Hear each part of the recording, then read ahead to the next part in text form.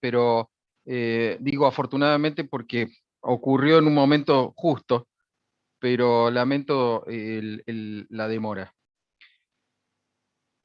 No, es que uno, la verdad que a mí me apena mucho también el esfuerzo que hacen ustedes, porque ustedes también hacen un esfuerzo importante, entonces me apena este tipo de cosas, así que siempre que se pueda lo vamos a hacer como dé lugar. Muy bien, avancemos. Gracias por la comprensión. Se está viendo la filmina, ¿verdad? Perfecto. Bueno, en la clase pasada nosotros empezamos a estudiar problemas de valores en la frontera. No se preocupen que no les voy a llevar a los piques. Estudiamos entonces el método del disparo. Vamos a hacer un breve repaso con interpolación lineal. Eso fue muy importante porque nosotros hemos visto que se podían hacer de otras cosas, vimos que se podían resolver ecuaciones diferenciales no lineales, pero no hay problema. Nosotros dijimos que íbamos a estudiar solamente con interpolación lineal desde el punto de vista práctico. La idea era resolver ecuaciones diferenciales de segundo orden con ese formato. Recuerden que siempre uno expresa las ecuaciones diferenciales pasando para el lado derecho todo lo que no corresponde a la derivada del orden que representa la ecuación diferencial. Es una forma explícita, por decirlo así, de expresar una ecuación diferencial. Entonces, de esa forma nos queda esa f que decimos, que es una función, que no quiero que confundan como una función que hay que derivar una vez, dos veces, no, ya esa f representa la función derivada segunda. Eso es lo que estamos diciendo. Esta f que está acá representa la función derivada segunda, valuada en x y e y'. Y eso es el modelo matemático del que hemos estado hablando. Por ser un modelo matemático, definimos un rango de validez en un intervalo en el cual X se podía mover. Esos extremos AB nos vinieron bárbaro porque pudimos entonces establecer dos condiciones auxiliares para esos extremos y a esas condiciones auxiliares las llamamos condiciones de frontera. Eso es lo que nos determinó la forma general de un problema de valor en las fronteras. El método del disparo es un método de prueba y error. O sea, se puede, cuando uno dice, bueno, hablemos de método de disparo, uno puede hablar mucho del método del disparo. Porque el método de disparo, más allá de lo que hace, uno sabe que es un método de prueba y error, porque uno está intentando, al hacer evaluaciones en diferentes valores de Z, eh, darle a un valor que considera el blanco. ¿Cuál es el blanco? El otro extremo del intervalo. Lo mismo que le dije a los chicos esta mañana, eh, del otro lado del intervalo tengo este valor I2, que es al que quiero llegar, pero podría haber tomado este valor como valor inicial y haber llegado a I1. Lo único que hay que tener en cuenta es que con el paso voy restando. Por ejemplo, en vez de ir de 0 a 1, iré de 1 a 0 con el paso hacia atrás. Pero me va a dar exactamente lo mismo. ¿Por qué da exactamente lo mismo? Y porque se trata de una recta de interpolación. Al tratarse de una recta de interpolación, yo puedo disparar donde quiera, empezar por donde quiera, y voy a llegar entonces a establecer una serie de puntos, todos ellos van a estar sobre la recta. Como se trata de una recta, con 2 puntos es suficiente, con elaborar 2 tablas, ya que el problema de valor, el método de disparo, perdón, me transformó el problema de valor de frontera en una serie de problemas de valor inicial, en este caso 2 problemas de valor inicial, uno para I y otro para Z. Entonces, dándole diferentes valores a Z, intentando con diferentes valores iniciales de Z, llego a un valor final de I que no era el que estaba esperando encontrar. Entonces, finalmente hago una interpolación para saber cuál es el verdadero valor de Z en el que yo debía disparar para poder llegar efectivamente a ese valor target, como decimos, perdón, a ese valor, bueno, se fue para el otro lado. ¿Qué pasó? Ahí está. A ese valor target del que estábamos hablando, que es ese 4,15 que habíamos visto en la clase pasada. Obviamente, los valores que nosotros estamos buscando los vamos a leer en la tercera tabla.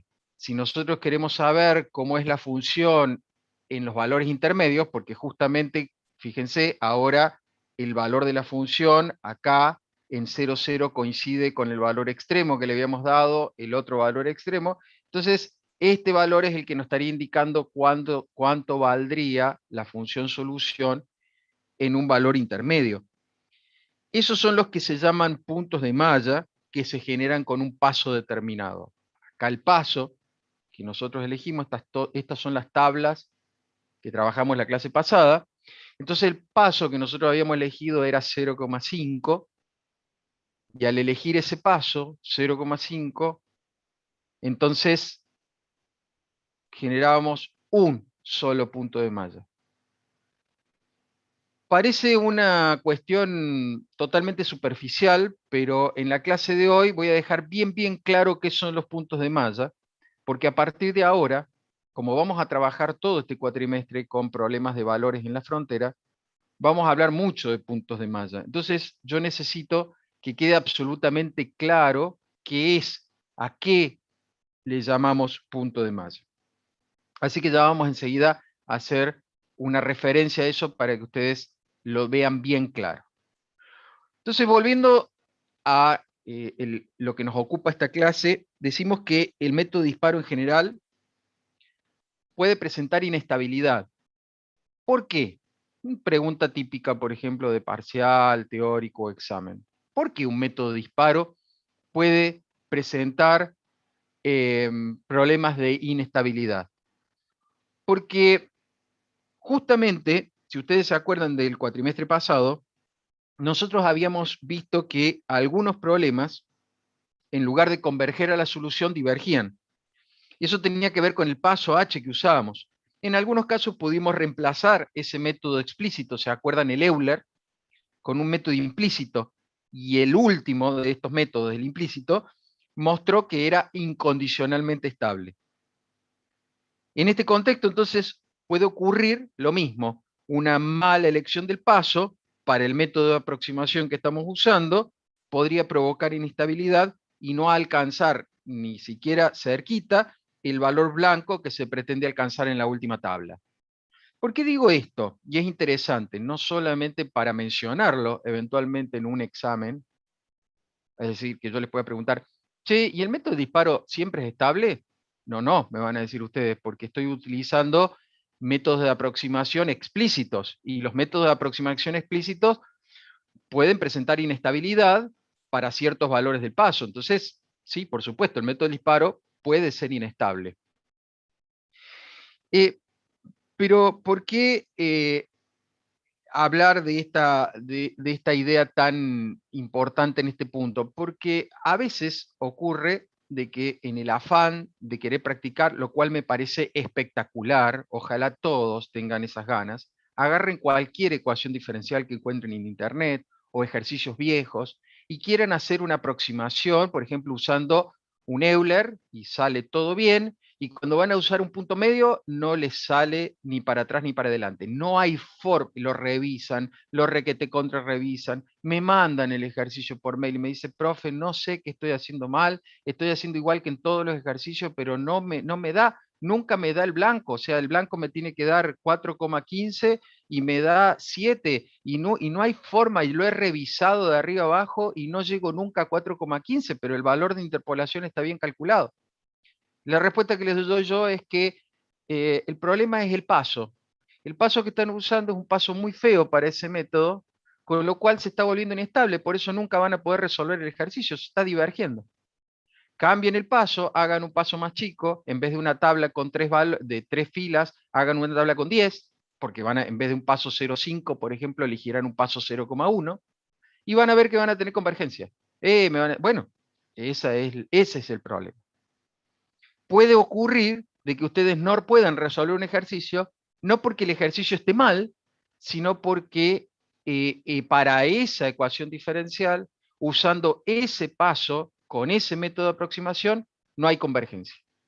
Entonces, si uno revisa y se da cuenta de que está todo muy bien, de que no ha cometido errores, que ha aplicado correctamente las fórmulas, no hay forma de haberse equivocado, lo ha revisado y está seguro, bueno, es probable que se trate de un problema de inestabilidad y simplemente disminuyendo el paso o cambiando el método, logren resolver el problema sin inconvenientes mayores. Ténganlo en cuenta eso porque todo esto también tiene que servir para la vida real. Bueno, afortunadamente los métodos de diferencia finita son más estables. Pero ojo, son más estables. No digo que son incondicionalmente estables, cuidado. Cuando yo les pregunte, che, ¿y los métodos de diferencia finita? No me digan, ah, sí, con los métodos de diferencia finita no hay ningún problema. Esos son estables. No, no. Son más estables. Quiere decir de que en general, tomando como general el método del disparo, el método de diferencia finita es más estable que el método de disparo. Pero eso no significa de que sea totalmente estable.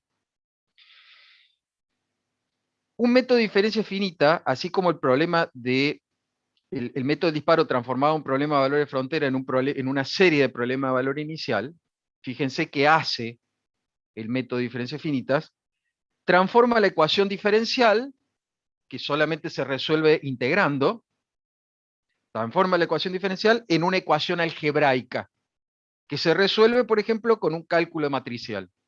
Entonces yo puedo, hay muchos métodos mucho más sencillos que integrar, por ejemplo, más sencillo que variación de parámetros, que consiste en resolver un sistema de ecuaciones.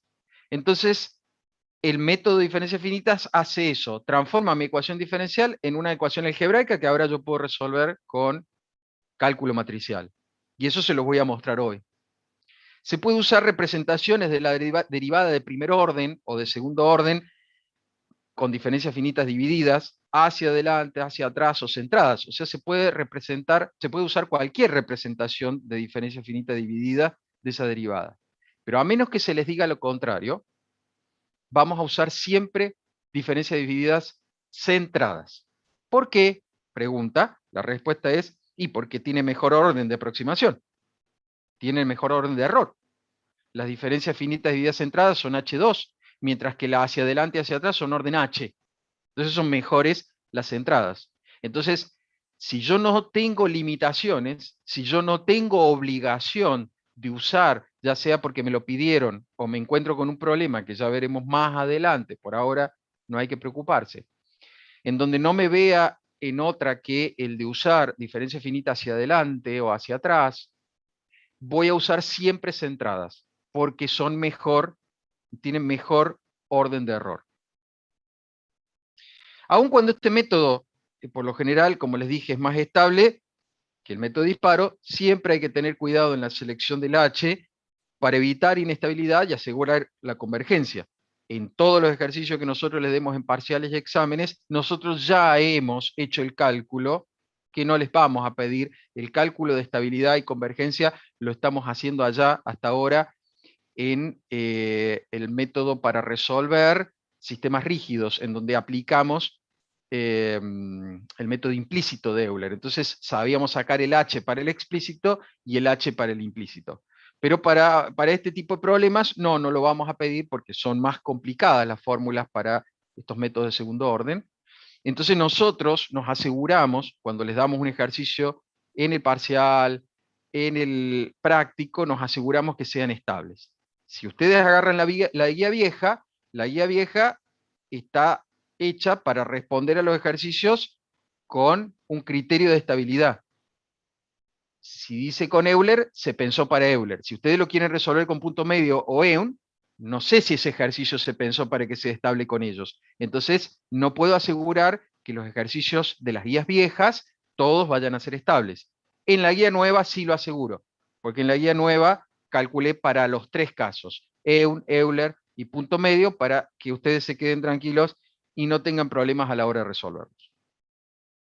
Bueno, veamos cómo se implementa el método, porque básicamente el desarrollo o implementación del método es la parte teórica de la clase de hoy. Vamos a partir de la expresión general de un problema de valor en la frontera. Pero acá he reemplazado, fíjense, la forma explícita de la ecuación diferencial por una forma general de una ecuación diferencial de segundo orden lineal. ¿Por qué es lineal? Porque la derivada de mayor orden está elevado a la 1. Fíjense que se parece mucho a las ecuaciones diferenciales de segundo orden que estudiábamos en análisis 2, solo que esas ecuaciones eran a coeficientes constantes. Esta no, esta tiene coeficientes variables, P de X, Q de X. O sea que con estos métodos que estamos estudiando ahora, podemos resolver mucho más ecuaciones que las que resolvíamos en análisis matemático 2. Claro, porque en análisis matemático 2 solo resolvíamos ecuaciones del tipo, por ejemplo, y segunda más 3y' más 2y igual a seno de x. Pero acá podemos resolver cosas como y segundas más tangente de x por y' más el logaritmo de x por y igual a e a la x. O sea, cosas más complicadas. Y sin embargo, van a tener exactamente el mismo nivel de dificultad que si fuese coeficientes constantes. Pero, para no marearlos a ustedes tanto con esto, los ejercicios que se les van a pedir, tanto en prácticos como en parciales y exámenes, son a coeficientes constantes. No obstante, desde el punto de vista teórico, quiero que recuerden eso, que podrían ser variables de variable X, variables de variable X, para asegurar que la ecuación diferencial sea lineal, si no, no sería lineal. Y tendríamos que utilizar otros métodos para resolver, por ejemplo, con disparo, ese tipo de ecuaciones. Para implementar entonces el método, nosotros tenemos que discretizar, se dice, o aproximar la derivada de segundo orden y la derivada de primer orden con una expresión en diferencias finitas divididas. Bueno, nosotros además tenemos que seleccionar el paso h, y para hacerlo vamos a utilizar una forma muy sencilla. Lo que vamos a hacer es dividir la longitud del intervalo AB por un valor entero positivo. ¿Cuál? El que ustedes quieran. Ese valor le vamos a llamar n, por ejemplo. El valor de h que nosotros generemos al elegir la cantidad con la que queremos dividir el intervalo AB, no se preocupen que ahora lo van a ver eh, eh, con un gráfico que les voy a mostrar enseguida, va a generar una serie de puntos de malla. Yo les había dicho eso, que quiero que quede claro el concepto de puntos de malla. Esos puntos de malla se van a generar entre los dos extremos del intervalo. Cada punto de malla yo lo voy a representar por una x sub i. Esta x sub i y latina, con un subíndice i. Y eso va a responder a la fórmula que ven ahí, a más i por h. ¿Y cómo se entiende esta fórmula? Bueno, voy a ir reemplazando esta i por 0, 1 hasta n, y eso me va a ir generando todos los puntos de malla en ese segmento.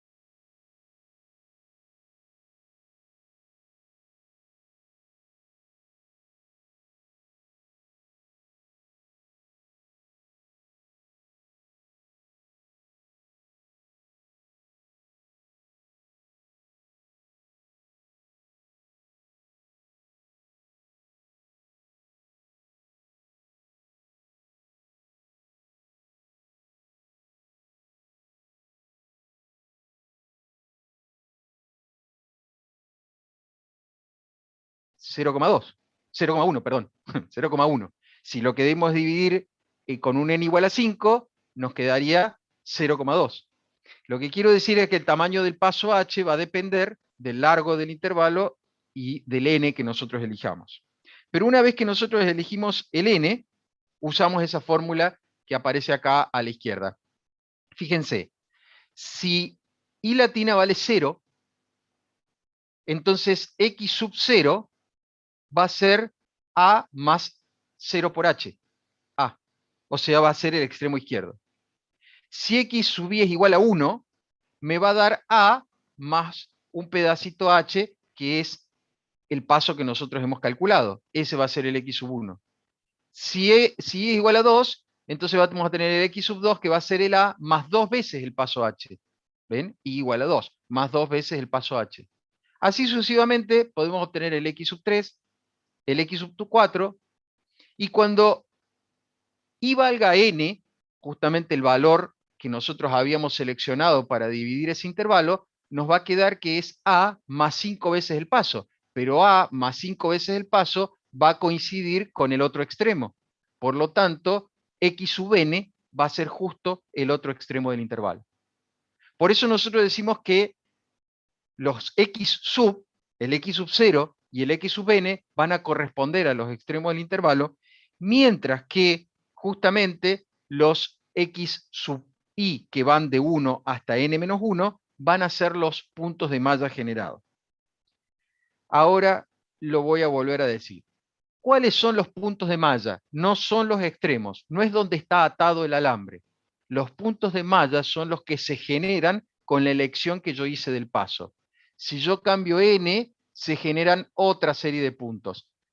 Si n es más grande, más puntos de malla. Si n es más chico, menos puntos de malla. Se llaman de malla porque en general este es un caso muy simple, el caso lineal, pero cuando ya tenemos, por ejemplo, planos o cubos, entonces los puntos representan mallas, forman mallas, efectivamente. Por eso se llaman puntos de malla. Pero lo que quiero que queden claro son los puntos que se generan entre los extremos, no incluye los extremos. Bien, eso es muy importante porque cuando diga las ecuaciones se hacen para los puntos de malla, ya sabemos que no se hacen para los extremos. Bueno, ¿qué es lo que tenemos que hacer ahora? Vamos a tener que aproximar la ecuación diferencial en cada punto de malla x sub i por diferencias finitas. Entonces, lo que vamos a hacer es traernos la ecuación diferencial para poder entonces reemplazar los x sub i de la ecuación diferencial por x sub 1, x sub 2, x sub 3, x sub 4. Pero ¿por qué no lo vamos a reemplazar por x sub 0 acá en esta ecuación diferencial, así como está? ¿Por qué? Porque, bueno, son justamente los puntos extremos y no son los puntos de malla, los generados, que son los que nosotros queremos calcular. Bueno, vamos entonces a recordar cómo era la expresión en diferencias finitas para la derivada segunda y para la derivada primera. Ahí la tienen. Eso lo recuerdan. Rindieron en el primer parcial este tipo de cosas. Así que lo que sí tengan en cuenta, y es muy importante, que este h cuadrado es h cuadrado y no 2h cuadrado, y este es 2h y no 2h cuadrado. Es muy importante el tema de quién divide. Acá quiero aclarar algo. Lo dije esta mañana, lo dije con un ejemplo así irónico. Intentaba ser irónico en el ejemplo.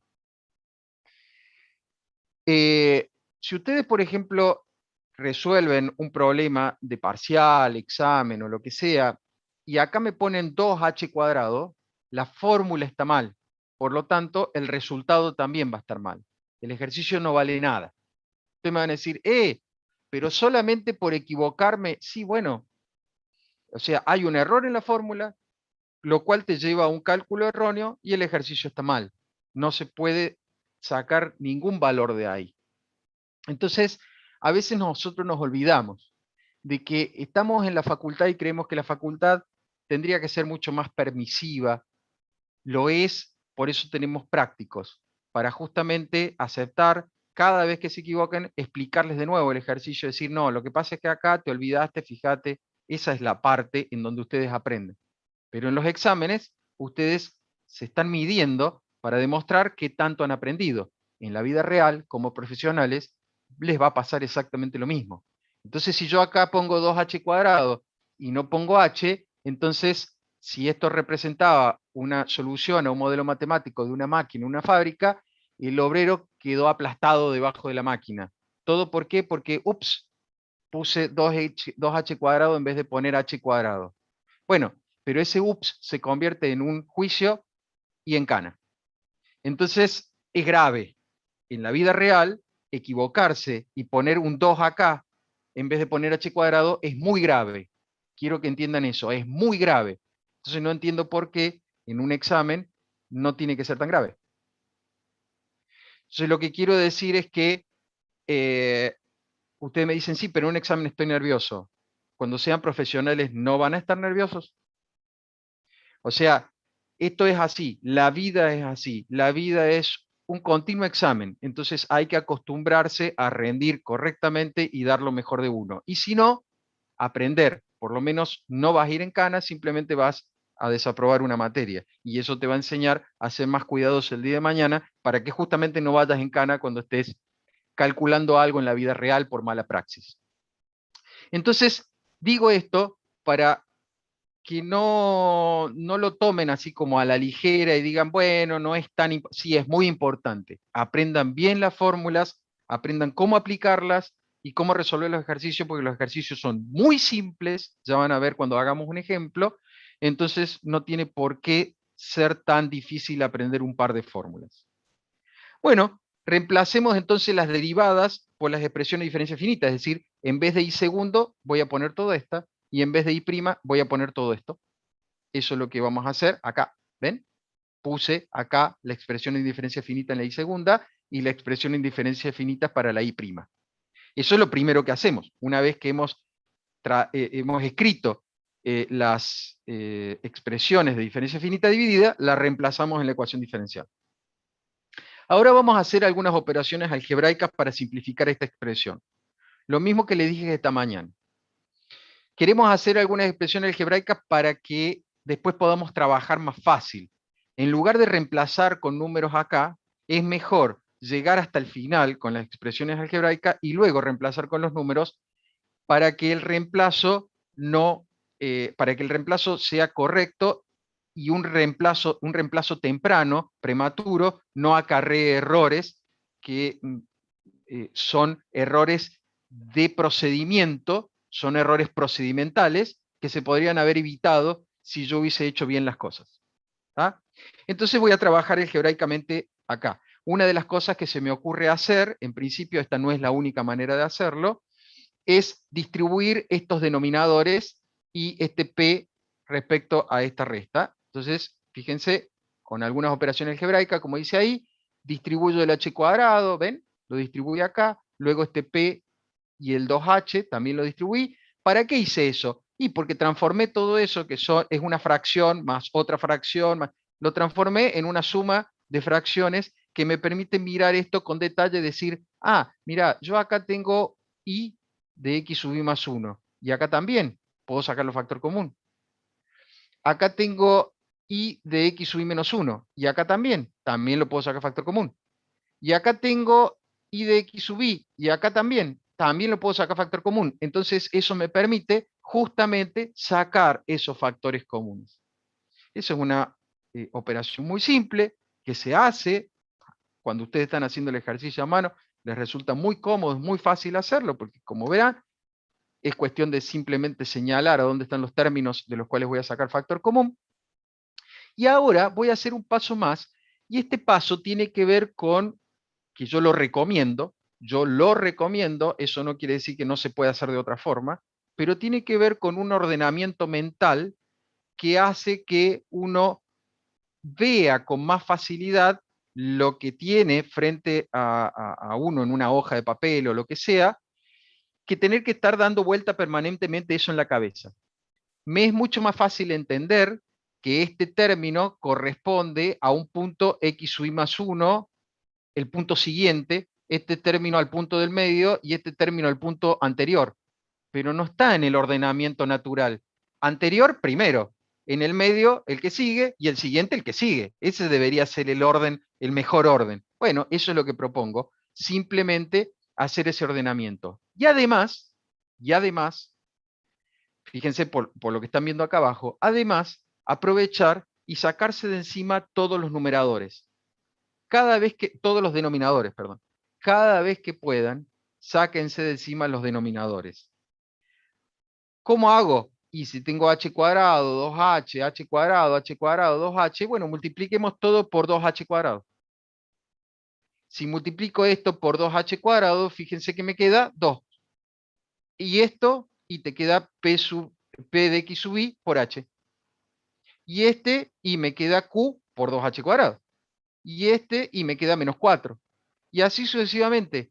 Con lo cual, fíjense, en vez de estar trabajando con fracciones, ahora trabajo con números enteros. Siempre matemáticamente es mucho más fácil, no solo porque por la facilidad en cuanto al manejo del número entero. Imagínense, en una ecuación de segundo grado, en un Bhaskara, siempre el Bhaskara es mejor si son números enteros que si son fracciones, eso todo el mundo lo sabe, sino porque la cantidad de errores que intervienen cuando yo trabajo con fracciones. Por ahí, entre que paso para un lado, que una fracción pasa dividiendo, entonces eso quiere decir que el denominador pasa multiplicando y el numerador dividiendo. Si no tengo en cuenta esas cosas y esa cuestión del fracción de fracción, me cuesta operar con esas cosas, la suma o resta de fracción, todo el lío que eso significa, es mucho más fácil trabajar con un número entero. Yo lo recomiendo y recomiendo, aunque no es obligatorio, entonces hacer un ordenamiento acá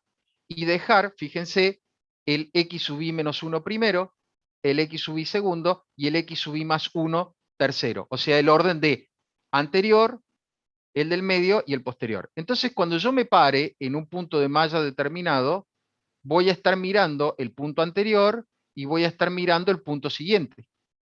Y ahí se explica por qué esto no se hace en los extremos. Porque en el extremo yo estoy parado, supónganse que este sea A y este sea B. En el extremo, acá en A, tengo el punto siguiente, tengo el punto donde estoy parado, pero no tengo punto anterior. Y en el B, tengo punto anterior, tengo el punto donde estoy parado, pero no tengo punto siguiente. Entonces no se pueden aplicar estas ecuaciones en los puntos extremos. Las ecuaciones se aplican en los puntos de malla. Por eso nosotros decimos que vamos a aplicar esta ecuación en los puntos de malla para poder obtener una forma matricial. Yo les dije, porque esta es una ecuación que cuando lo reemplace en cada punto de malla me va a dar n ecuaciones con n incógnitas. Por lo tanto, la voy a poder llevar a una forma matricial. Reemplazando las i latinas, los subíndices i, por 1, 2, 3, n-1, los n-1 puntos de malla, entonces yo voy a tener justamente la cantidad de ecuaciones que tenga que resolver para poder armar un sistema matricial de este tipo. Entonces, antes que se me desmayen acá, les digo una cosa. ¿Es necesario aprenderse todo eso? No, no es necesario. Porque el problema es que ustedes están inmediatamente pensando cómo van a hacer para memorizarse todo eso. Ridículo. Nadie en su sano juicio memorizaría eso. Ni yo lo puedo memorizar, que estoy trabajando con esto todo el día, que doy la materia. No puedo memorizar eso porque es ridículo memorizar semejante expresión. Esa la voy a deducir. Puedo deducir esa expresión y decirte que cuando yo resuelva estas ecuaciones diferenciales voy a obtener una matriz de coeficientes de este tipo, un vector o matriz columna de términos, ¿cómo se dice? De incógnitas, perdón, y un vector o matriz columna de términos independientes. Pero eso es fácil de deducir. Entonces, no me voy a aprender eso de memoria. Y no se lo aprendan de memoria, es ridículo. Hagamos un ejercicio, les voy a mostrar un par de filminas que ustedes no tienen ahí, porque justamente esto es para trabajar en clases. Hagamos un pequeño ejercicio de cómo lograríamos obtener esto que está hecho para desde x sub 1 hasta x sub n menos 1, o sea, estamos hablando de que dividimos por n el intervalo AB, ¿Cómo hacemos si lo hacemos por algo más chico? Para ver cómo se hace. Quiero ver cómo se hace para construir esa cosa horrible que está ahí. Bueno, en vez de hacerla para el valor genérico n, la hagamos entonces, como dije, para un valor 3. N igual a 3. Si yo tengo el intervalo AB y planteo n igual a 3, entonces eh, lo que vamos a tener es justamente un n igual a ver, sí, n igual a 3. Esperen que voy a ir para atrás un cachito. N igual a 3, el h, el paso h, cuando yo hacía b menos a, pues eso es lo que les quiero mostrar para que ustedes se den cuenta a qué me refiero. Cuando yo tengo el b menos a, horrible, me cuesta con el mouse dibujar acá. Esperen que este lugar no es donde yo pongo normalmente el mouse en mi casa. Dividido por n, ahí está. Entonces, si yo digo que n es 3, quiere decir que voy a dividir este intervalo en 3 partes. Quiere decir que desde A hasta B, esto se va a dividir en 3 partes. Entonces voy a tener un x1 ahí, un x2 ahí, y ahí están mis 3 partes. O sea que voy a tener un x1 y un x2. O sea, se van a generar 2 puntos de malla si divido por n igual a 3. 2 puntos de malla. Entonces voy a tener que calcular esta ecuación diferencial para 2 puntos de malla. El punto que corresponde al subíndice 1 y el que corresponde al subíndice 2. Bueno, entonces digo para i igual a 1. Es tan fácil como tomar la fórmula que acabo de obtener, esta era la fórmula general, y reemplazar el subíndice i por 1. Fíjense, 1. 1 menos 1, 0. 1, 1, 1. 1 más 1, 2. 2, 1. Y ahora hago lo mismo para el 2. Fíjense, x sub 2. 2 menos 1, 1. X sub 2, x sub 2, x sub 2, 2 más 1, 3. X sub 3, x sub 2. Así de simple. La fórmula que ya obtuve recién, reemplazándola en los 2 puntos de malla. Pero ¿qué pasó cuando hice eso? Y fíjense que yo obtuve un i de x0 y obtuve un i de x3. I de x0 corresponde a este extremo e i de x3 corresponde al otro. O sea, este corresponde a i en A y ese corresponde a i de B. O sea que puedo usar las condiciones de borde, las condiciones de frontera. Ahí las voy a usar a las condiciones de frontera. ¿Qué otra observación hago? Y fíjense, tengo x1, i de x1, tengo i de x2. Y en la otra, y tengo i de x1, i de x2. Entonces encolumnémosla. Pongamos esto en una columna, esta en otra columna, y esto que está acá lo pasemos para el otro lado restando. Y esto que está acá lo pasemos para el otro lado restando, porque son números que yo puedo calcular. Lo que hacían ustedes cuando despejaban ecuaciones, sistema de ecuaciones. Entonces, fíjense, reordenándolo, me quedó, esperen que voy a borrar estas chanchaditas para que se vean mejor. Fíjense, reordenándolo, me quedó esto acá primero, esto acá segundo. Luego dije que esto lo paso restando para el otro lado. Ahí está. Y en la segunda ecuación, y este me quedó primero, ahí está, este me quedó segundo, ahí está, y esto lo pasé restando para el otro lado. De manera tal que tengo acá mi matriz A de coeficientes del sistema, tengo mi vector columna de incógnitas y tengo mi vector columna de términos independientes.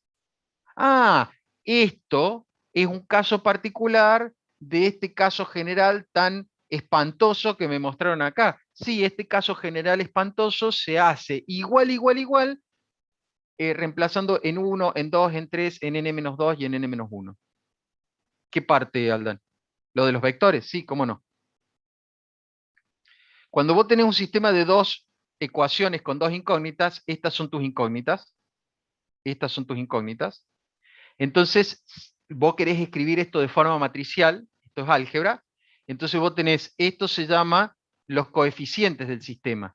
Con esos coeficientes vos podés, fíjate, construir una matriz A 2 por 2. Esa es la matriz de coeficientes del sistema, se llama.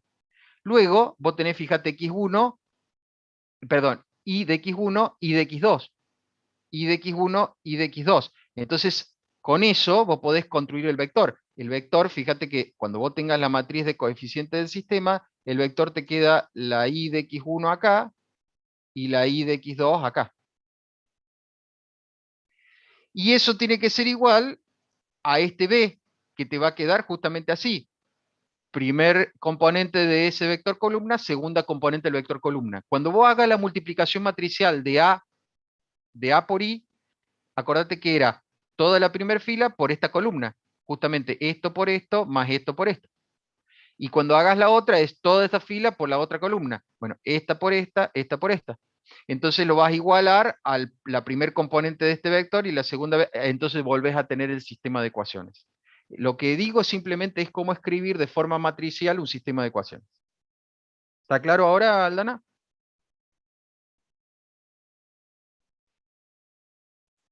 Perfecto.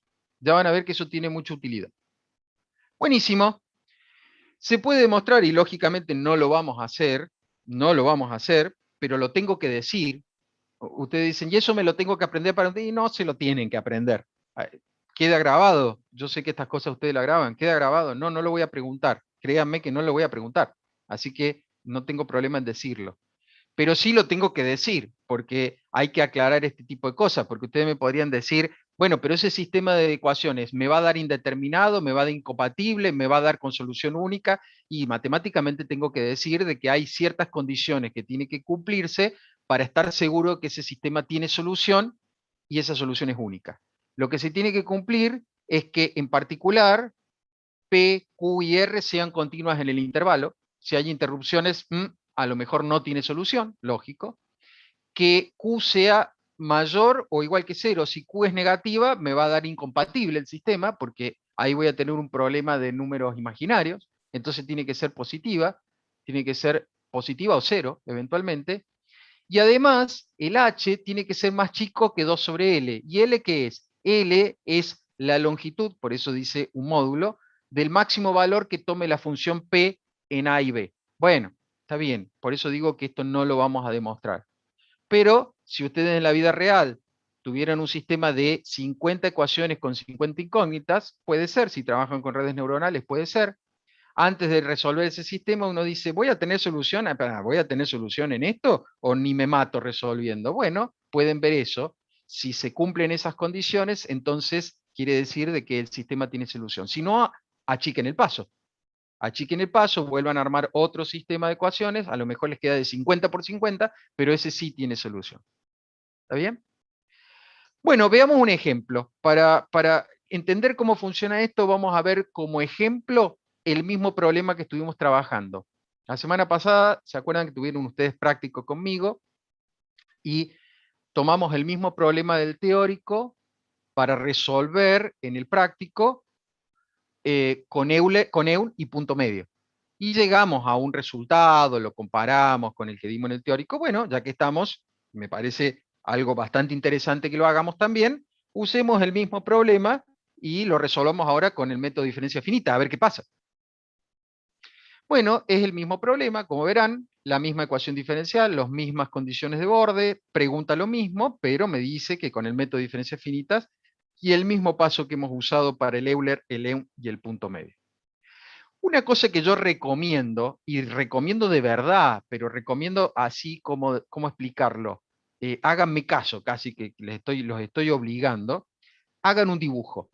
Ese dibujo lleva menos de 10 segundos, pero les puedo asegurar que les va a salvar la vida y les va a evitar la posibilidad que ante un error tengan que perder 5 a 10 minutos. Cuando hagan los ejercicios se van a acordar de lo que les estoy diciendo esto, tratando de buscar a dónde se equivocaron, tratando de buscar a dónde está el error. Entonces, este tipo de cosas es interesante usarlas como herramientas de apoyo para garantizar de que uno opera de manera eficiente. Entonces, hacer un dibujito es muy bueno. Primero porque el dibujito visualiza de manera concreta de que se trata, según este problema, de un solo punto de malla. Porque acuérdense que los puntos de malla eran los que estaban entre los extremos. Visualiza además, en un solo dibujito, cuánto vale el I en X0 en el extremo izquierdo y cuánto vale el I en X2. Porque lo que estamos diciendo es que hemos dividido esto con n igual a 2, ¿ven? Dos partes. Entonces vale 4,15.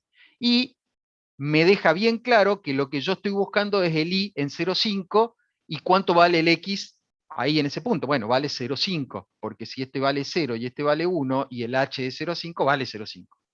Pero ojo, el H podría ser 0,5 y haber arrancado este en 2 y este estar en 3. Entonces este valdría 2,5. Por eso es muy importante el dibujito y poner bien los valores que hay que tener en cuenta para aplicar diferencia finita dividida. Lo traemos acá y después la segunda cosa que yo recomiendo es escribir bien clara la ecuación diferencial. No importa si está despejado o no, ustedes escriben la ecuación diferencial como se las dieron. Consejo, escríbanla como se las dieron. Así como le dieron la ecuación diferencial, a diferencia del método de disparo que hay que despejarla, porque es mucho más fácil trabajar con la ecuación diferencial en el formato f de x, y prima. Bueno, acá yo digo, déjenla como están y no hagan ningún despeje, porque ya si empiezan de entrada a hacer despeje, ya es como que están remando en dulce de leche. Entonces dejen nomás la ecuación diferencial como está. No quiere decir que no se pueda despejar y vaya a dar lo mismo. Va a dar lo mismo. Pero después al final van a ver que el despeje fue al vicio, porque van a tener que volver a despejar. Entonces mejor, ¿para qué despejar al principio y volver a despejar después? Hagamos un solo despeje y se acabó. Por eso yo les aconsejo no remar en dulce de leche. No aumenten el trabajo ustedes solos. Dejen la ecuación como está. Entonces, digo, me acuerdo cómo es la expresión de diferencia finita dividida para la derivada segunda y para la derivada primera. Entonces, voy a reemplazar esto acá y voy a reemplazar esto acá. Entonces, fíjense, la y segunda pasó a ser esto. La x pasó a ser x sub y. Cada vez que ustedes se encuentren con variables x o variables y por algún lado, multiplicadas al cuadrado, en un seno, lo que sea. Cada vez que ustedes se encuentren con variables x o variables y, porque lo que están reemplazando son las y segunda y la y prima nada más, las x y la y siempre son sub y, porque son la x y la y en el lugar en donde yo estoy tratando de investigar. Entonces siempre son sub i. Recuerden eso, porque uno de los errores que vemos que cometen es que no le ponen subíndice y después no saben qué significa o no saben con qué reemplazarla. Cuando hagan el reemplazo de ecuaciones diferenciales en la ecuación diferencial con diferencia finita dividida, a la x pónganla sub i cuando esté solita o multiplicada por ahí en algún lado, como acá, está solita, pero podría estar por 3 por x, bueno, 3 por x sub i. O podría decir x por y, bueno, x sub i y sub i. Lo que quiero decir que las x y las y le ponen subíndice i. ¿Estamos? Fíjense esto. Y ahora, a partir de ahora, yo, la profesora, perdón, el burro por delante, la profesora de práctico, ustedes y yo, vamos a trabajar con subíndices en lugar de decir, en vez de y de x sub i más 1, y de x sub i, y bueno, le pongamos y sub i más 1, porque justamente es y de 2, y sub i más 1 en el otro extremo, y sub i, y claro, es esta, y sub i menos 1, claro, es esta. Entonces, acortamos, fíjense que esto que está acá es lo mismo que esto, pero es más cortito, es más rápido de escribir y sobre todo cuando ustedes estén haciendo esto en papel para despejar. Imagínense que es más fácil despejar una cosa que diga y sub i más 1 que algo que dice y de x sub i más 1. Entonces tienen que llevarse para un lado o para el otro todo esa cantidad de variables y subíndices, entonces no vale la pena. Hacemos esto, simplificamos la escritura. A partir de ahora, cada vez que yo les explique algo o me refiera a algo e incluso soluciones que les podemos presentar como modelo, van a estar con subíndices directamente. Bueno, dicho eso, ¿qué es lo que vamos a hacer? Consejo, los denominadores molestan, siempre molestan. Entonces, como acá dice h cuadrado y acá dice 2h, voy a multiplicar todo por 2h cuadrado. Ahora algo muy importante, que lo dije esta mañana, porque lamentablemente también soy profesor de análisis matemático. Lo que estoy diciendo solamente se puede hacer porque h es un valor discreto, porque h es una constante. Una vez que yo tomé la decisión de cuál es el paso que voy a elegir, como es un valor discreto y como es un valor que es constante y se va a mantener constante a lo largo de todo el ejercicio, una vez que elegí el paso, puedo hacer lo que acabo de hacer. Pero si en lugar de estar dividido por h estuviera dividido por x, no puedo hacer eso. Está prohibido simplificar variables que pueden tomar el valor nulo. Está prohibido. Yo tengo que mantener la relación de esas variables porque tengo que ver si en algún momento se divide por cero. Si yo la simplifico, nunca se va a dividir por cero, lógicamente, pero eso puede acarrear errores graves en los resultados. Hay un ejercicio por ahí que ustedes pueden buscar en Google que está perfectamente hecho de manera algebraica y la ecuación les termina dando que 2 es igual a 1 y no hay ningún tipo de error algebraico. Y les pregunta dónde está el error y ustedes se matan, no hay ningún error, está perfecto. El error es analítico porque una de las variables estaba dividida por cero. En un momento, claro, sí es común, la mayoría por ahí uno lo puede buscar. Está la división por cero y ese es el problema. Por eso muchas veces en análisis 2 nosotros cuando resuelven sistema de ecuaciones no lineales le decimos saquen factor común, nunca simplifiquen las variables, porque además de perder solución, podrían llegar a inconsistencias. Bueno, dicho eso, lamentablemente, como les dije, soy profe de análisis matemático, entonces se los tengo que decir. Voy a multiplicar por 2h cuadrado, listo, entonces ya no tengo más denominadores, genial, lo único que tengo que tener cuidado es que lo mismo le tengo que hacer a los dos miembros, ¿no? Entonces ahora tengo una forma general que yo voy a hacer lo mismo. El paso de acá a acá tiene como a lo mejor dos filas entre medio, que no las hice porque me parece muy tonto. Cualquiera de ustedes la puede hacer. ¿De qué se trata? Y distribuir el 2, distribuir acá la h, pasar para un lado todo lo que tiene x sub i menos 1, perdón, y sub i menos 1, y sub i más 1, sacar factor común. Son pasos algebraicos muy tontos, con lo cual llego a una forma general de mi fórmula.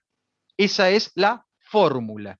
Esa fórmula es la representación algebraica de esta ecuación diferencial. ¿Se acuerdan que dije que el método de diferencia finita transforma una ecuación diferencial en una ecuación algebraica? Bueno, ahí está.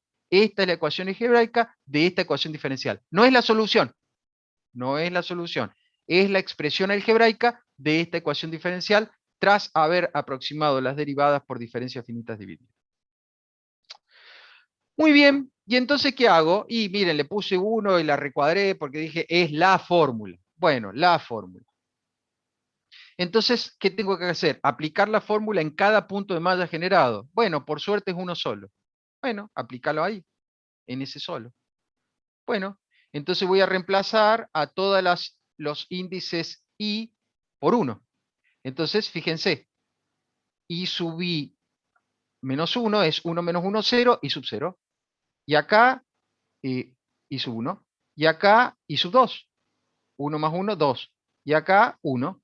Listo, ya está, para i igual a 1. ¿Y qué más? Ya está, para i igual a 1. ¿Por qué? Y porque tenés un solo punto de malla.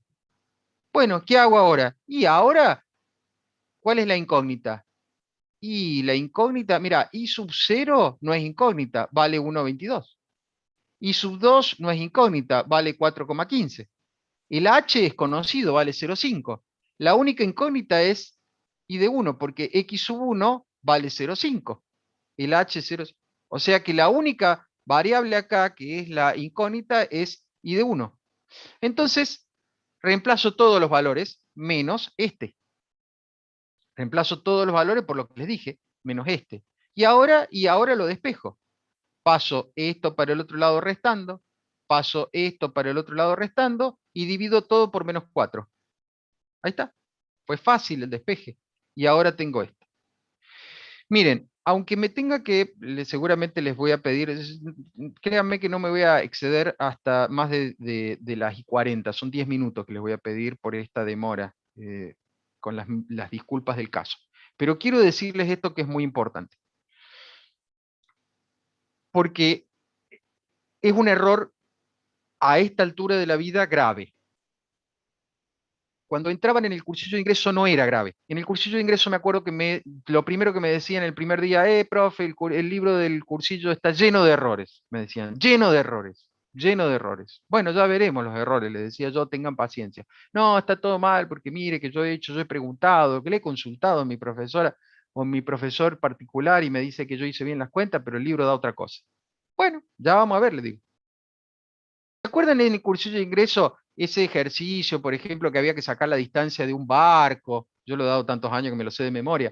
Es más, dice el enunciado, subtiende, el ángulo que subtiende, dice. Bueno, te tuve que explicar qué significaba subtiende y todas esas cosas. Bueno, había un ejercicio de un barquito que estaba lejos de un faro y por trigonometría uno podía sacar la distancia del barquito sacando la tangente del opuesto sobre el adyacente. O sea, algo así como algo así como h sobre d. La tangente de alfa, h sobre d, entonces de ahí despejaban d, listo. Entonces el libro decía 74,25. Entonces empezaban. Ve, profe, ahí está mal, porque a mí me da 78, no sé cuánto. A mí me da, el otro dice, no, a mí me da 76. No, a mí me da 72, ah, entonces ¿qué pasó? Todo lo tienen mal. Lo que pasó fue lo siguiente. Operaron mal. Lamentablemente tengo que darles una mala noticia. Operaron mal. ¿Qué hicieron? Sacaron la tangente de alfa con la calculadora. Está bien, la calculadora estaba correcta, no es que estaban radianas, ¿no? Sacaron la tangente de alfa. Pero la calculadora les decía 0,28, 73, 74, 12, 78. Y por algún motivo extraño anotaron en el papel 0,28. Lo redujeron a 2 decimales, porque así me enseñaron en el secundario, trabajo con 2 decimales y listo. Y todos los demás decimales, no sé, yo lo reduje a 2 decimales. Encima algunos redondearon, otros no, otros truncaron. Y decidieron dividir la altura por 0,28.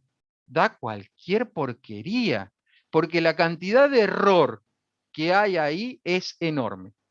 Entonces, en esta materia, hacer eso es imperdonable. ¿Queda grabado? Queda grabado. Es imperdonable, porque en esta materia, en tercer año, ya casi la última materia de matemática que van a tener, si eso no lo han aprendido en su vida como ingenieros, van a hacer cualquier porquería y los van a poner en cana.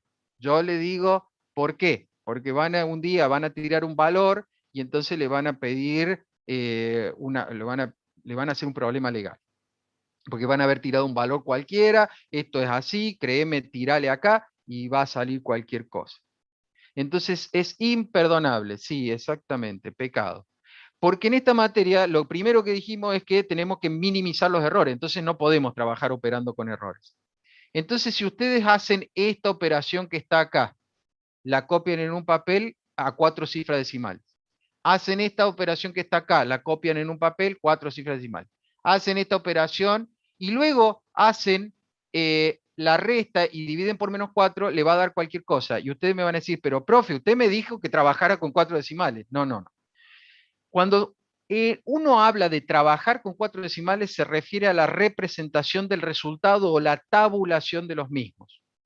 No se refiere al cálculo. Eso yo se los he dicho, lo vuelvo a repetir porque quiero que quede bien claro. Listo. Dicho eso, entonces si ahora yo les demostré en el curso de ingreso, les dije, hagan la cuenta así, a todos les dio como el libro. No estaba mal el libro, sino que el libro se había hecho la operación como correspondía, con todos los decimales. Sí habían otros errores en el libro, no voy a decir que el libro era perfecto, pero ese en particular no tenía error. Bueno, muy bien. Se hace la cuenta, me da a 4 decimales, luego de redondear, aproximadamente eso. Si lo comparo con el método de disparo que hicimos con Euler en el teórico, y no tiene nada que ver. Y si lo comparo con los de EUN y punto medio, y tampoco tiene nada que ver. Pero la de diferencia finita dividida es de orden H2. Igual que el EUN y el punto medio. Fíjense, el EUN y el punto medio, profe, le dio casi como que muy parecido. Usted me había dicho que no daba igual, porque bueno, uno aproximaba con un promedio de las derivadas en los extremos y el otro aproximaba con la derivada a mitad del intervalo. Bueno, eso lo entendí. Son dos métodos distintos, entonces no dan exactamente igual, pero da muy parecido porque eran H2. Eso fue lo que usted me dijo, ¿sí? Y este también es H2 y no da ni parecido, sí, pero son métodos totalmente diferentes. Lo que quiero decir es que aun cuando los métodos tengan el mismo orden de error, no tienen por qué ser iguales. Bueno, miren, para terminar, en este último pedacito, quiero mostrarles cómo, fíjense, en muy poquito tiempo se puede resolver un ejercicio que parece muy complicado con unas pocas herramientas. Acá tenemos el mismo problema, pero decimos, bueno, yo quiero saber cuál de los valores es mejor, este o estos. Y bueno, no sé, porque ninguno de los métodos da el valor exacto, son todos valores aproximados. Pero bueno, profe, ¿pero cuál está más cerca del valor verdadero? ¿Esto o esto? Y no sé, te vuelvo a repetir, porque son métodos diferentes. Yo no puedo saber a dónde está. Si supiera, si yo te dijera este, es porque sé dónde está el valor verdadero, entonces ¿para qué estoy haciendo todo esto? No sé, no sé cuál está, cuál es mejor. No sé cuál de todos estos es mejor. Pero sí lo que podemos hacer para sacarnos de la duda es disminuir el paso para mejorar esta medida. Si el paso 0,5 lo divido a la mitad, me voy a acercar 4 veces más al valor verdadero. Y esa es la idea. Bueno, entonces hagamos eso. Disminuyamos el paso a la mitad. En vez de tomar un h de 0,5, lo tomemos de h de 0,25. Entonces, como h ahora es de 0,25, eso es lo mismo que haber dividido en 4 todo el intervalo. 0,25, claro, un cuarto. Era lógico, un cuarto. Entonces era como haber tomado n igual a 4. Entonces tengo un x0, x1, x2, x3, x4. Entonces ahora tengo 3 puntos de malla generados. Pero como la ecuación diferencial es la misma, y voy a reemplazar por el mismo diferencia finita dividida acá y acá, la fórmula que yo obtuve recién es la misma. Esta. Es la misma fórmula que obtuve recién. ¿Para qué la voy a calcular de nuevo? En este caso, porque es la misma. O sea que ya el cálculo que hice de la fórmula, por eso les dije que es mejor trabajar algebraicamente, porque el cálculo que hice de la fórmula me sirve. ¿Se acuerdan que la había recuadrado y le puse valor 1? Bueno, es esta misma que estaba recuadrada del otro lado, que feo el recuadro me salió, y que le puse valor 1. Es la misma, es la fórmula para este problema. Depende después de cuántos puntos de malla que tenga, cuántas veces la voy a usar para generar n ecuaciones. Nada más. Pero esa es la fórmula. Eso es una ventaja, porque quiere decir que yo quiero más, bueno, toma más puntos de malla, la fórmula ya la tenés. O sea que esto se puede programar muy fácilmente, teniendo la fórmula. Entonces, bueno, veamos si es así. Vamos a calcular esta fórmula para x1, x2 y x3. Ah, bueno, pero recuerden, ¿no?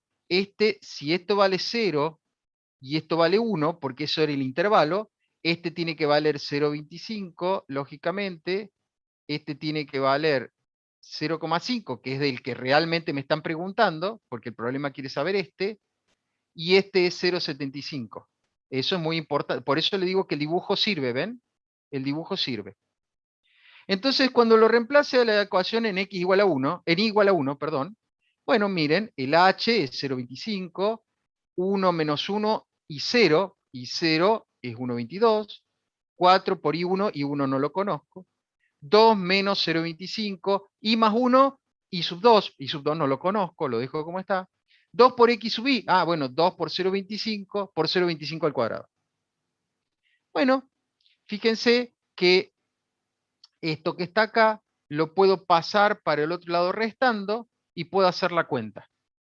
Entonces yo resuelvo esto y me quedo con esta ecuación, en donde del lado izquierdo tengo todas las incógnitas y del lado derecho tengo todo lo que es independiente. ¿Puedo hacer eso? Sí. ¿Ya he cometido error? Sí, sí, porque ya estoy tomando con 4 decimales.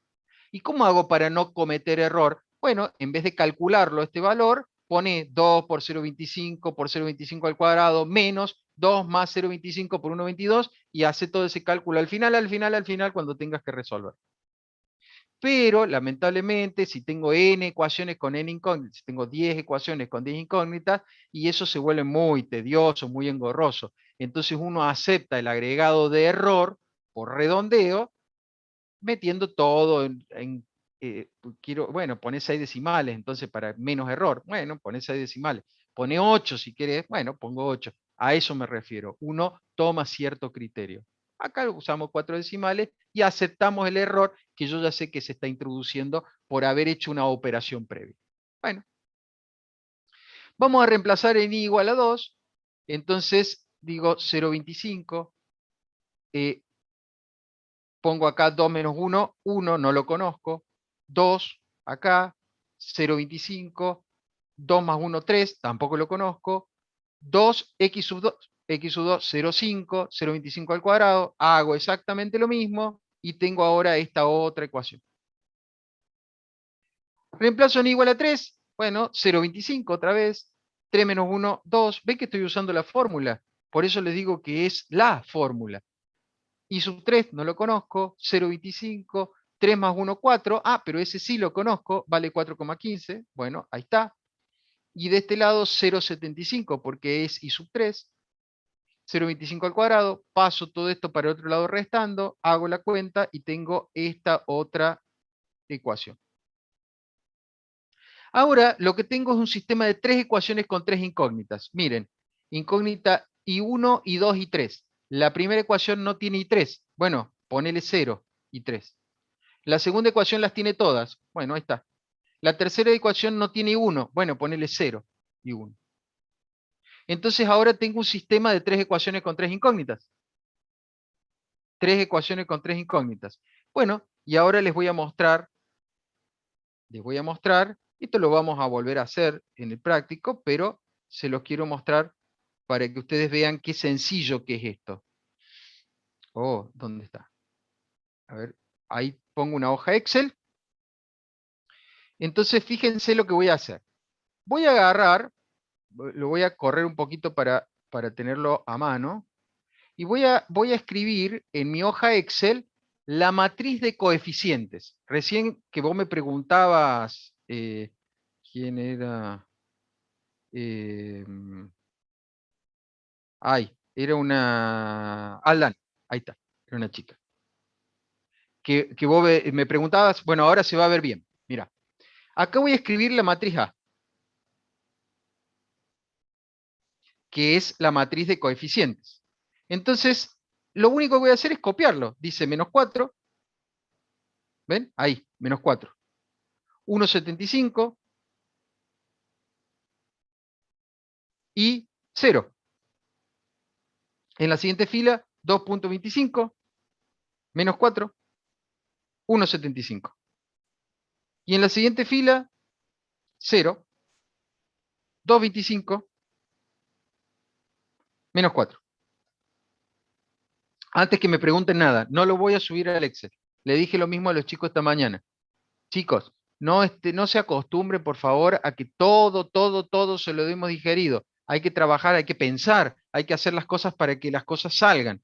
Si yo se los doy, no lo van a abrir nunca al Excel porque ustedes saben que lo tienen ahí.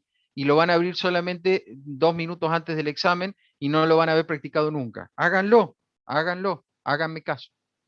Entonces, acá dice matriz B. Y la de los incógnitas, no, solamente la B voy a poner ahora. ¿Y cuál es la B? Y la matriz B es la matriz de términos independientes. Bueno, los tengo ahí. Menos 2,7138. Acá es donde digo de que ustedes podrían haber puesto toda la fórmula completa y que se encargue Excel de llevar todos los decimales y ahí van a ser un poco más precisos y no van a introducir el error del redondeo. Ese es el criterio que pueden ustedes utilizar.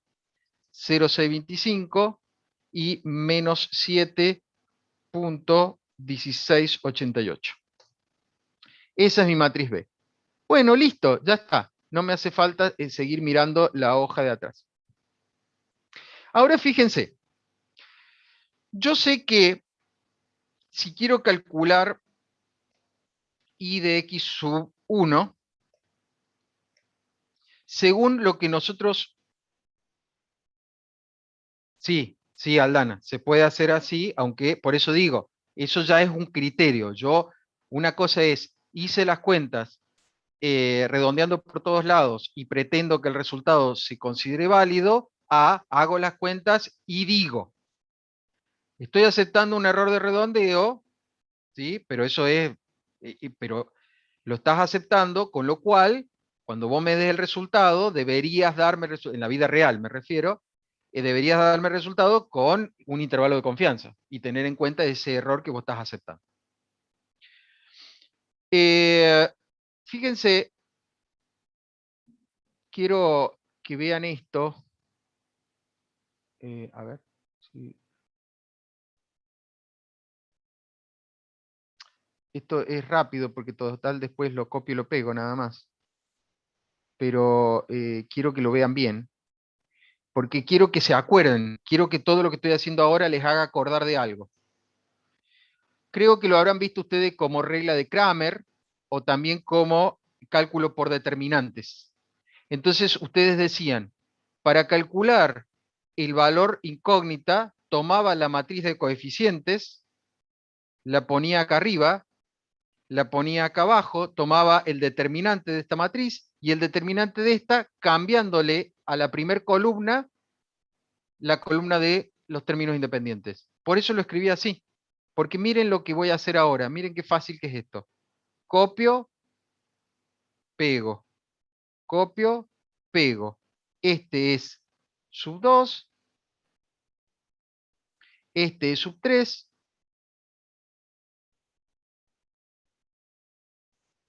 y ahora lo único que hago es copiar esta columna y reemplazarla en i sub 1, acá la reemplazo en i sub 2, y acá la reemplazo en i sub 3. Más fácil, imposible. Y acá, ¿cómo hago? Y uso el mdeterm de Excel. Pongo mdeterm, determinante matricial sería. ¿De qué cosa? De esta matriz, la selecciono, ¿ven? Así de fácil. Dividido mdeterm de esta otra matriz, la selecciono. Listo, ya está, tengo el resultado. Como lo quiero con 4 cifras decimales, lo único que voy a poner acá es redondear a 4, y voy a hacer copiar, pegar, pegar. Y ahí tengo los resultados. Nada complicado. ¿Es cierto? Y dice 1,6693. 1,6693. Bueno, 1,6693. Y 2, y 2, y 2, 2,2648. 2,2648. Y 3, 3,0661. 3,0661. O sea que el I2 ahora, que en realidad hice todo esto por esto nada más, vale 2,2648. 2,2648. Ya con esto, simplemente mostrarles esto, termino. 2,2648. Eso es lo que dice ahora que dio, haciendo paso de 0,25. O sea que este valor está 4 veces más cerca que este de 2,25. O sea que el valor verdadero tiene que estar entre el 2,28 que me dio Eun y Euler y el 2,2563 que me dio el de diferencia finita. Pero, bueno, miren, me acerqué 4 veces 2,26, de 2,25 a 2,26. Parece que está más cerca este valor de este que de los valores de Eun y punto medio. ¿Quieren más precisión? Bueno, bajen el H a 0,1, bajen el H a 0,1 y van a ver que van a estar todavía más cerca. ¿Cuánto? Y si lo están dividiendo por 10, al H, si están tomando la décima parte del H, entonces es H al cuadrado, o sea, 100 veces más cerca del valor verdadero. ¿Se entendió? Fíjense, con un 0,1, 100 veces más cerca del valor verdadero. Es bastante sencillo. Lo único que tengo que hacer son resolver el sistema de ecuaciones, pero ahí les mostré cómo con Excel lo pueden hacer rapidísimo. Ni siquiera les hace falta un programa de cálculo matricial. Aunque hay programas que si obviamente le rellenan todo esto, se los calcula y listo. Y listo. Pero bueno, ahí les mostré en un Excel cómo se puede hacer y sin ningún problema. Más a término, y bueno, copian, pegan, copian, pegan, copian, pegan. Bueno, gente, mil disculpas por haberme pasado tanto tiempo, les robé a ustedes tiempo que no tendría por qué haberles robado, pero bueno, no quería que la clase les quedara a la mitad o dada así a los ponchazos. Les agradezco en serio que me hayan tenido paciencia. Nos vemos la semana que viene para el práctico. Todavía creo que la profesora del práctico no se suma. Si se suma, entonces lo tendrán con ella, si no lo tendrán conmigo al práctico. Y si es así, entonces